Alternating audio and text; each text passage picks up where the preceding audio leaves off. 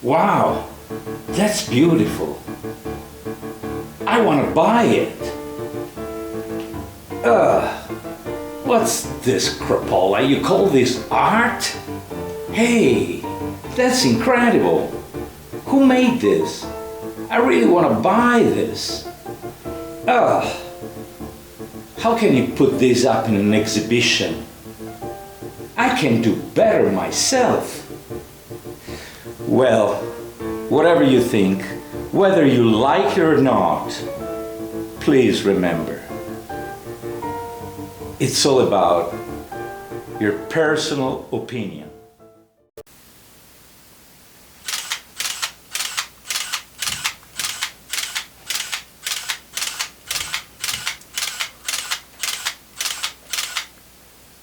My humble suggestion, always take the lens cap off. Today is 40 degrees centigrade in the shade and I'm sitting in the sun. So I'm going to explain to you the secret of photography, but very concisely. Here it goes. Big number, small hole. Small number, big hole. That's all you need to know, really.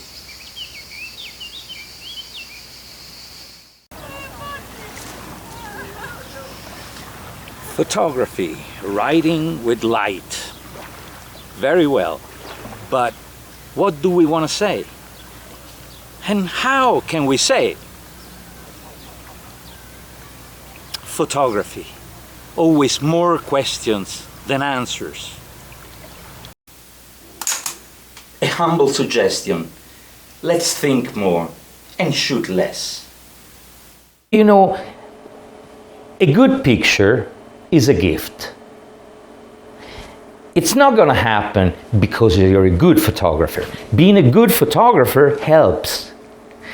But that good picture is a gift where the universe is basically channeling something through you and your camera and your subjects, and you get the picture. की अखियाँ रसीली मन भाई, कहूँ की अखियाँ रसीली मन भाई, या विध सुंदर बाउखलाए, या विध सुंदर बाउखलाए, चली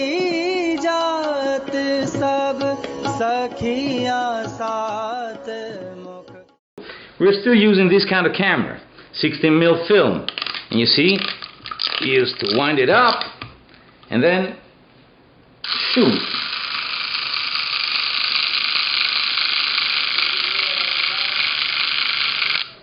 Pretty different from an iPhone, isn't it? And it doesn't even have apps. A humble message to you from inside my camera. We love your work. We think you're great, a true maestro. But sometimes, try not to take yourself too seriously. Have a laugh. But first of all, I'm tired of that sterile, counterproductive and pathetic competition that has always existed in the world of photography and art. Summarized by the famous composer Bela Bartok in his phrase, "Competition is for horses, not for artists." Today we're not so concerned about making mistakes when we're filming. It didn't come out good? Oh, let's erase it. Do it again. Oh, the white balance is a little off? Don't worry, we'll fix it in post. But there was a time, not so long ago, when before you actually press the button, you had to commit 100% to your technical, editorial, and stylistic decisions. It was the button with no return.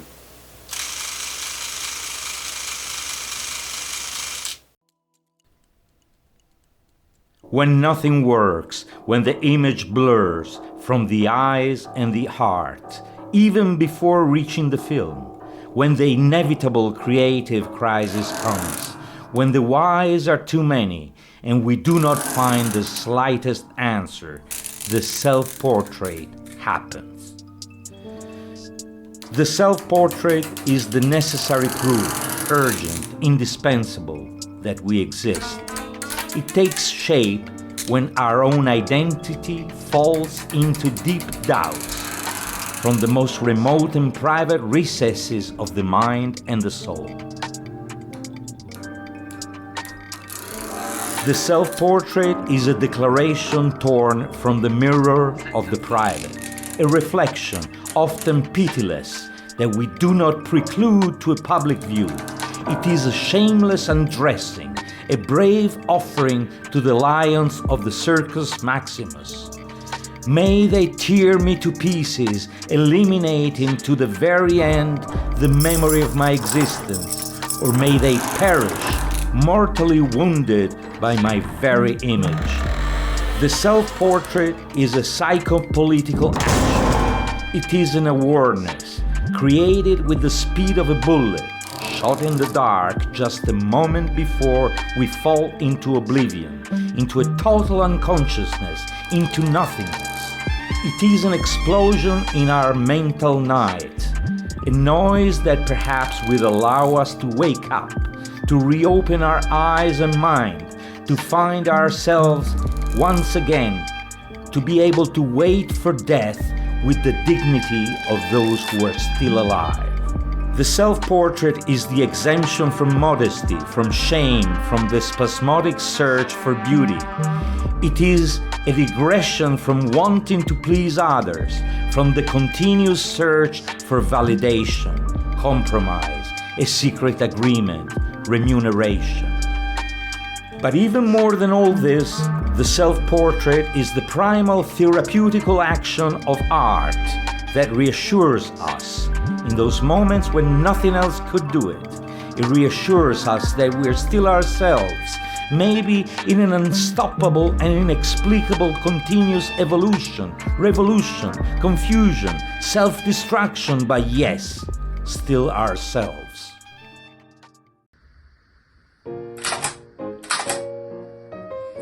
Yes, you're right. It's not exactly a very portable camera. What do we have here? I've got a Aerial Actor lens f2.5, about 300 millimeter focal length, mounted on an old Plobel 4x5 camera. This lens actually covers 8x10 negatives. Why do I use it on 4x5? Because I prefer to use a longer focal length for portraiture on 4x5, and 300 millimeters fits the bill. This is probably the fastest lens you can get for large format cameras, and it was made by the US military during World War II. They were using this lens to photograph from the planes the effect of the bombings. In order to make this lens so fast, they put some radioactive material in the back element. It's called thorium, and to this day retains its radioactivity, emanating radioactivity, but to a very little extent, nothing dangerous in everyday use. I love this lens, although in order to make a portrait with it, I need to use a headrest, just like those who do tintypes use, because the depth of field is so shallow that the slightest movement in the head of the subject puts everything out of focus.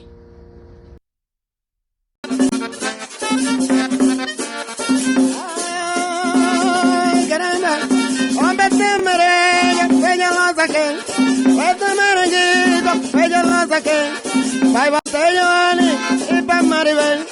Vai bater Joane e pra Maribel.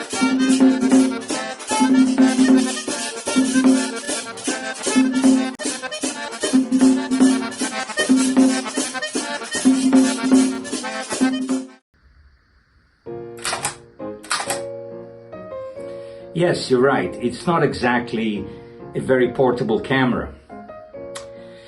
What do we have here? I've got a aerial actor lens f2.5, about 300 millimeter focal length, mounted on an old Plobel 4x5 camera.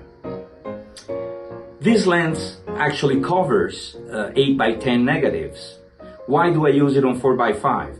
Because I prefer to use a longer focal length for portraiture on 4x5, and 300 millimeters fits the bill. This is probably the fastest lens you can get for large format cameras, and it was made by the US military during World War II. They were using this lens to photograph from the planes the effect of the bombings. In order to make this lens so fast, they put some radioactive material in the back element. It's called thorium, and to this day retains its radioactivity, emanating radioactivity, but to a very little extent, nothing dangerous in everyday use.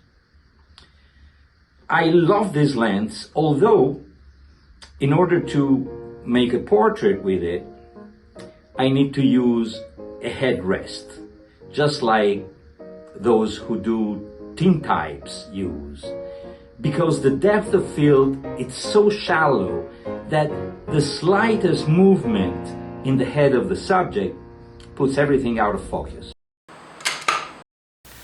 Okay, today I'm gonna share two more secrets of photography. What's the most important tool in the darkroom? The trash can. And what is the most important tool to take a photograph? Curiosity. You can build up your own systems. You can interact with the machine in ways that the newest technology doesn't allow you to.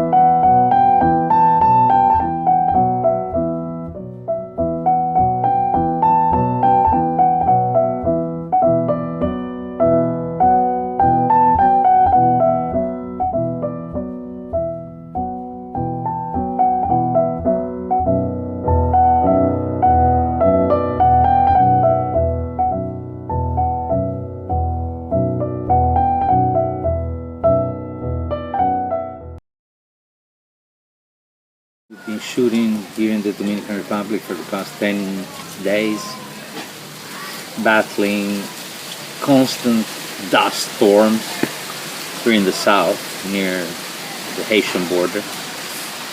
No running water. Golwa, golwa, siminandlo. Golwa, golwa, siminandlo. Golwa, golwa, siminandlo.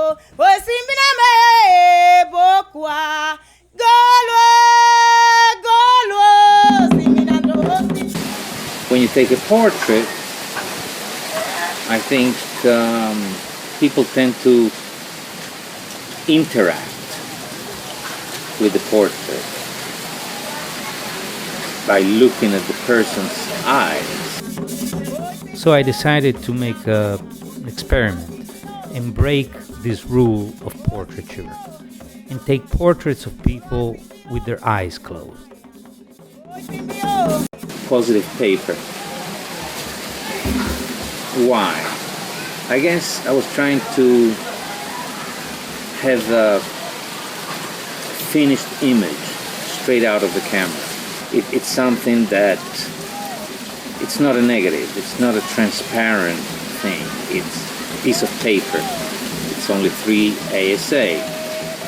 So I decided just to go with the scorching sunlight we got down here, and I've been torturing my subjects by putting them in front of this bare wall in full sunlight. After shooting these portraits on direct positive paper, I spent my nights here developing them using a mixture of coffee and vitamin C and washing soda and salt. It's a magic process, which I do with 3 small trays. Those moments, very long moments, those hours, when there's no electricity, so I don't really need to build a mobile darkroom. The entire town is a darkroom, and I just use a mag light with some red gel to see what I'm doing. And of course, everything is wrong. The temperature of the water is wrong. The water itself is dirty, and it's also a lot of fun.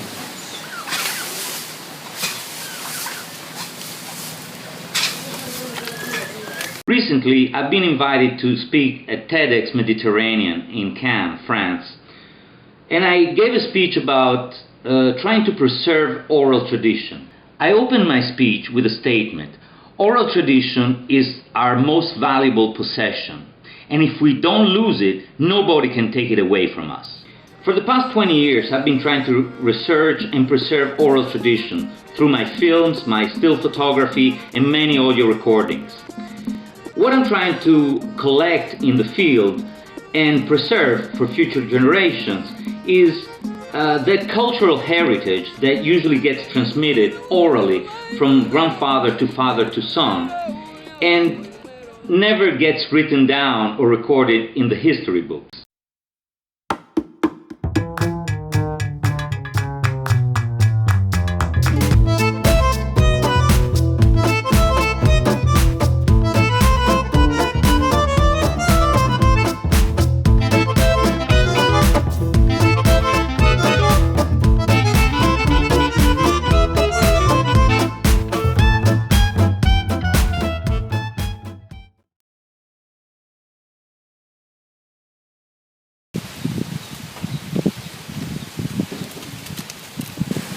Aside from the direct positive paper I've also been using Fuji instant film. That gives me a more tactile, more tangible way than an LCD screen to show my subject what we've been doing together, the portrait. And also it enables me to give them a copy of their portrait straight away. And I stick with the negative, which dries up very quickly, of course, gets covered in dust, but also stays protected by this gelatin chemical, which covers it. And later on, I'm able to retrieve the negative. First, the bleach.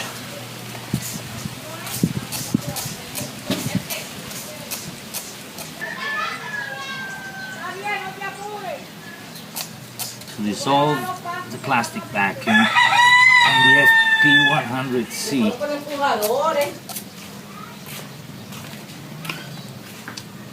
Then a quick wash. This is the easiest part. This is the easiest part. We already have a lovely image. Now, the tough thing really is to get rid of the gel. Where dirt is everywhere. It's nearly impossible to avoid contamination. But who knows, maybe contamination is part of the image in the end.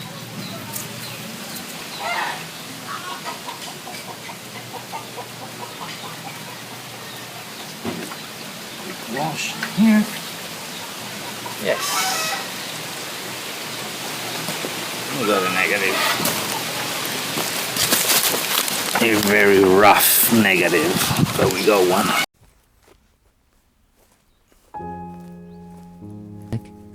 This camera, one of the heaviest ones in Savino's photographic arsenal, comes from the estate of an iconic Italian director of photography, whose son donated it to Savino, so that it could be maintained and used, just as the inventor would have wished for.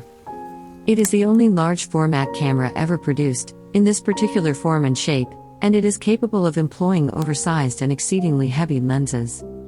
The focusing mechanism consists in an internal bellows system, which enables to focus the image on a ground glass, on an adapted and reversible body of a 4x5 Graflex camera. The roller blind shutter is housed in the Graflex camera body, and it allows speeds ranging from 1/10 of a second up to 1/1000th of a second. It is indeed a unique camera, and Savino adapted several different optics to be used with it, specifically for portraiture work.